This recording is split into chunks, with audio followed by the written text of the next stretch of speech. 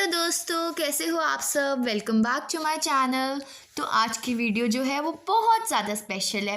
But video को start करने से पहले या फिर उसके बारे में बताने से पहले मैं आपको बता दूं कि आज है लोहड़ी, क्योंकि आज है 13 जनवरी। तो सबसे पहले आप सभी को हैप्पी लोहड़ी। आप सभी को लोहड़ी की बहुत बहुत शुभकामनाएं। तो सबसे पहले लोहड़ी बनाई क्यों जाती है। लोहड़ी उस समय मनाई जाती है जब पंजाब या हरियाणा में फसल की कटाई चल रही होती है, मतलब हार्वेस्टिंग का सीज़न होता है। क्योंकि फसल काटने के बाद किसानों की आमदनी होती है, मतलब उनकी कमाई बढ़ती है, जिससे घर में खुशियाँ आती है। इसी खुशी का जश्न मनाने के लिए लोहड़ी का त्यौहार मनाया जाता है।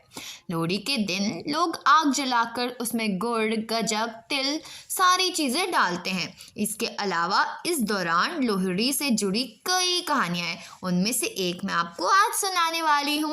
और एक चीज़ और है, देखो भाई, इतनी ठंड रहती है और लोहड़ी में हम आग जलाते हैं तो हमारे को गर्मी भी मिलती है, तो इसीलिए भी हम लोहड़ी मनाते हैं। तो सबसे पहले दुल्ला बत्ती कौन है। हम देखते हैं कि लोहड़ी की कहानी मेनली दुल्ला बत्ती से रेफर करती है।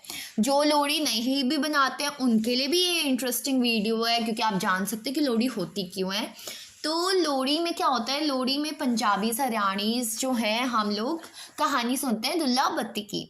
दुल्ला बत्ती मुगलों के समय का एक ऐसा बहादुर योद्धा था जिसने मुगलों को बढ़ते जुल्म के खिलाफ अपनी आवाज़ उठाई थी। मतलब मुग़ल जो कर रहे थे उसके खिलाफ लड़े थे। मुग़ल शासक अकबर के समय में दुल्ला बत्ती पंजाब में रहता था। उसे पंजाब के नायक की उपाधि दी गई थी।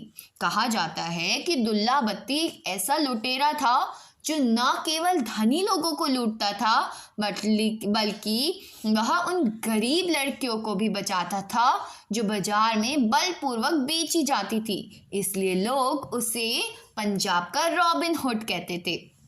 तो वो डाकू ज़रूर था, वो लोगों को लूटता था, लेकिन उसके साथ साथ वो गरीबों का एक मसीहा टाइप में भी था।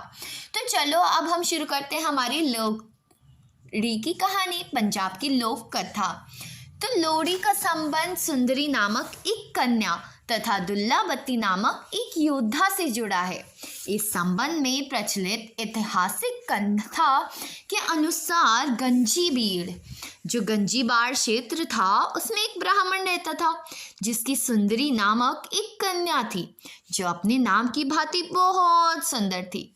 वह इतनी रूपवान थी कि उसके रूप, यौवन व सौंदर्य की चर्चा गली गली में होने लगी थी। धीरे धीरे उसकी सुंदरता के चर्चे उड़ते उड़ते गंजीबार के राजा तक पहुँचे। राजा उसकी सुंदरता का बखान सुनकर सुंदरी पर मोहित हो गए और उसने सुंदरी को अपने हरम की शोभा बनाने का निश्चय किया। गांजीवार के राजा ने सुंदरी के पिता को संदेश भेजा कि वह अपनी बेटी को उसके हरम में भेज दे। उसके बदले में वो बहुत सारी धन दौलत उसके बाप को देंगे। उसने उस ब्राह्मण को अपनी बेटी को इसके हरम में भेजने के लिए तरह तरह के प्रलोभन दिए, मतलब गिफ्ट्स दिए। राजा का संदेश मिलने पर बेचारा ब्राह्मण घबरा गया। वह अपनी लाडली बेटी को उसके हरम में नहीं बेचना चाहता था। जब उसे कुछ नहीं सूझा तो उसे जंगल में रहने वाले राजपूत योद्धा दुल्ला भट्टी का ख्याल आया, जो एक कुख्यात डाकू बन चुका था, लेकिन गरीबों व शोषितों की मदद करने के कारण लोगों के दिल में उसके प्रति अपार श्रद्धा थी। ब्राह्मण उसी रात दुल्ला भट्टी के पास पहुंचा और उसके विस्तार में कहानी बता दी।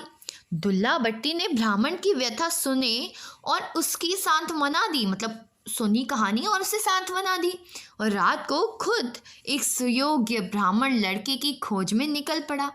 दुल्ला भट्टी ने उसी रात एक योग्य ब्राह्मण लड़की को तलाश कर सुंदरी को उससे ब्याह दिया, मतलब उससे शादी कर ली, अग्नि को साक्षी मानकर, और उसका कन्यादान भी कर दिया।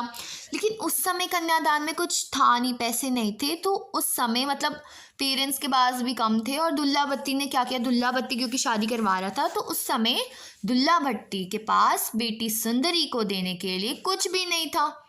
अतः उसने तिल व शक्कर देकर ही ब्राह्मण युवक के हाथ में सुंदरी का हाथ थमाकर सुंदरी को उसके ससुराल विदा कर दिया। गंजीबार के राजा को जब इस बात की सूचना मिली तो वह आग बबूला हो उठा। उसने उसी समय अपनी सेना को गंजीबार इलाके पर हमला करने के लिए दुल्ला भट्टी का खात्मा करने का आदेश दिया। राजा का आदेश मिलते ही सेना दुल्ला भट्टी के ठिकाने की ओर बढ़ने लगी, लेकिन दुल्ला भट्टी और उसके साथी पूरी ताकत लगाकर राजा के खिलाफ लड़े और उन्हें धूल चटाती मतलब हरा दिया। दुल्ला भट्टी के हाथों शाही सेना की करारी शिकस्त होने की खुशी में गंजीबार के लोगों के अलावा उनने आग जलाई और दुल्ला भट्टी की प्रशंसा में गीत गाकर भंगड़ा डाला। कहा जाता है कि तवी से लोहड़ी बनाई जाती है और क्योंकि उन्हें सुंदरी को भेंट में वही मूंगफली और वो सब दिया था, इसीलिए हम मूंगफली और वो सब उसमें डालते हैं।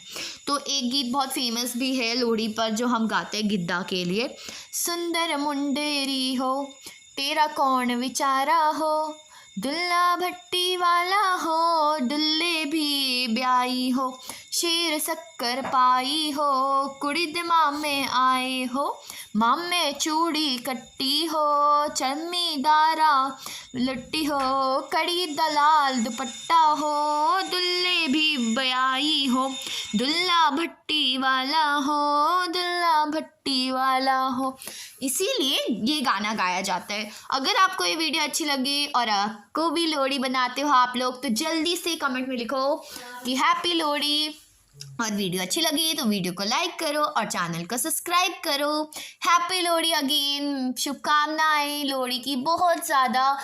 आप भी बहुत ज़्यादा इसे इंजॉय करो आग में एंड इवन मूंगफलियाँ खाओ, पॉपकॉर्न्स खाओ। मेरे को भी लोहड़ी बहुत अच्छी लगती है क्योंकि इतनी ठंड में हम रात को जब डांस करते हैं गिद्दा एंड ऑल बहुत मज़े आते हैं। तो अभी के लिए बाय, मिलती हूँ अगली वीडियो में। और अब तो मैं रोज़ आपके पास आ रही हूँ, रोज़ आपसे के लिए एक कहानी ला रही हूँ। तो आपको मेरी वीडियो अच्छी लग रही है तो थोड़ा सा साथ दीजिए और सब्सक्राइब कीजिए और कमेंट में बताइए कि आपको मेरी वीडियो कैसी लगती है, जिससे हमारा हौसला बढ़ता रहे। बाय।